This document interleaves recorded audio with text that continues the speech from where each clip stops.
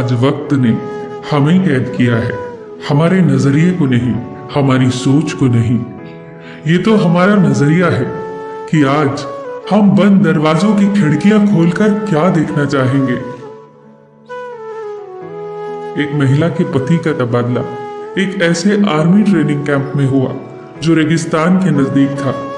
वो जब अपने पति के साथ रहने गई तो कुछ ही दिनों में उसे उस जगह से नफरत हो गई।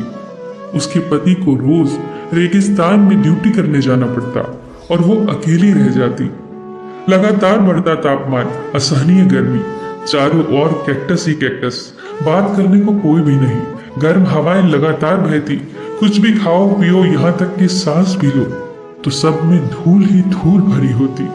उसने अपने पिता को चिट्ठी लिखी, सब बताया और आखिर में लिखा, मेरा यहाँ एक दिन भी रहना अब मेरी बर्दाश्त से बाहर है। इससे तो अच्छा था कि मैं जेल में होती।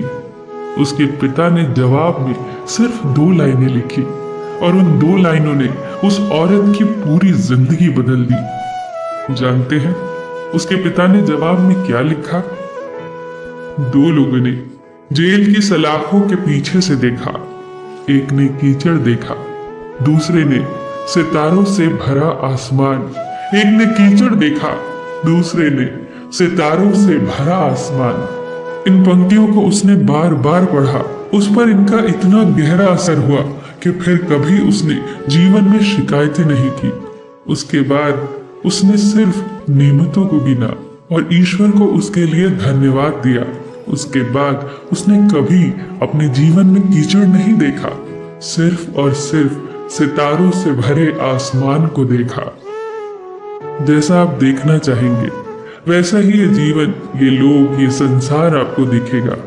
बेशक कई परिस्थितियां हमारे हाथ में नहीं होती, पर उन पर हमारी प्रतिक्रिया कैसी हो ये पूरी तरह से हमारे ही हाथ में होता है। एक गुरु से शिष्य ने कहा, गुरुजी, एक आदमी आश्रम के लिए गाय उपहार में दे गया है। गुरु ने उत्तर दिया, अच्छा हुआ, सभी को दूध पीने को मिलेगा। कुछ दिनों के बाद शिष्य ने फिर आकर कहा, गुरुजी, जिस आदमी ने गाय दी थी वो आकर अपनी गाय वापस ले गया। गुरु ने कहा, अच्छा हुआ, गोबर उठाने के झंझट से मुक्ति मिली। परिस्थिति बदले तो अपनी मनस्थिति बदल लो, फिर दुख भी सुख में बदल जाएगा। सारा खेल तो बस नजरिए का है।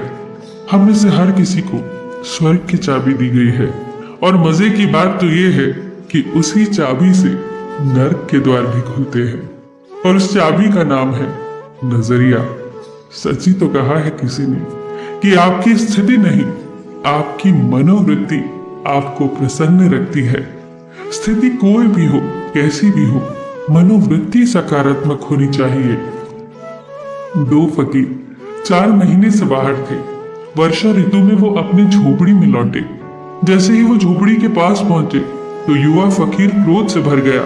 बारिश और आंधियों ने उनकी आधी झोपड़ी को उड़ा दिया था, सिर्फ आधी झोपड़ी बची थी। युवा फकीर चिल्लाया, ये तो हद हो गई, अब तो संदेह होता है कि ईश्वर है भी या नहीं। नगर के पापियों के महल ज्यों के त्यों खड़े हैं, उनका तो बाल भी बाका नहीं हुआ। हम दिन रात प्रार्थना करते हैं और ईश्वर ने हमारी झोपड़ी तोड़ डाली। दूसरी तरफ बूढ़ा फकीर आसमान की तरफ हाथ जोड़कर खड़ा था।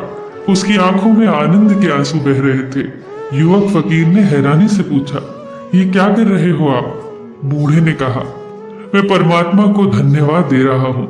भला आंधियों का क्या भरोसा था, पूरा छप्पर भी उड़ा ले जा सकती थी।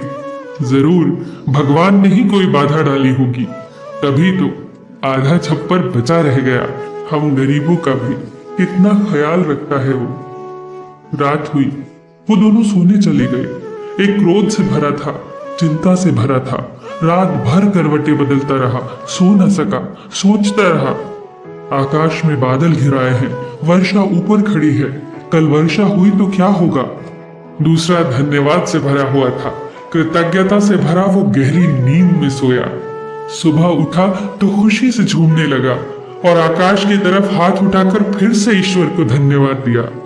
हे परमात्मा, शुक्र है तेरा, मुझे तो पता ही नहीं था कि आधे झोपड़े में सोने का क्या आनंद है।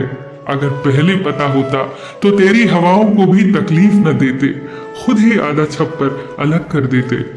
जब भी नींद खुली तो आकाश में कहीं बादल उड़ते दिखाई दिए तो कहीं चमकते सितारे। सोचने लगा कि कल बारिश भी होगी तो आनंद और बढ़ जाएगा। आधे झोपड़े में हम सोए होंगे और एक तरफ बारिश की बूंदें संगीत पैदा करेंगी। कितने आनंददायी क्षण होंगे वो। हम तो पागल ही थे जो कई वर्षा ऋतुएं झोपड़े के अंदर ही गुजार दी। इस पर युवा फकीर क्रोधित होकर बोला, ये क्या पागलपन है, क्या बकवास है ये। बूढ़े फकीर ने मुस्कुराते हुए कहा, ये पागलपन नहीं है। जिस बात से दुख बढ़ता हो वो जीवन दिशा गलत है, और जिस बात से आनंद बढ़ता हो वो जीवन दिशा सही है। मैंने धन्यवाद दिया, मेरा सुख बढ़ा। तुमने क्रोध किया, तुम्हारा दुख बढ़ा। तुम रात भर बेचैन रहे, मैं शांति से सोया। मैं आनंदित हूँ, शांत हूँ, तुम क्रोधित हो। तुम ही बताओ मुझे कौन सी जीवन दिशा सही है। सच ही तो है, जिस बात से आनंद बढ़ता हो, सुख बढ़ता हो, शांति बढ़ती हो, वही जीवन दिशा तो सही है। दोस्तों याद रखना, इन दो पंक्तियों को हमेशा याद रखना और दोहराना जब भी परिस्थितियां प्रतिकूल हो। दो लोगों ने जेल की सलाखों के पीछे से देखा, एक ने कीचड़ देखा और एक ने तारों से भरे आसमान को देखा। फिर मिलेंगे दोस्तों।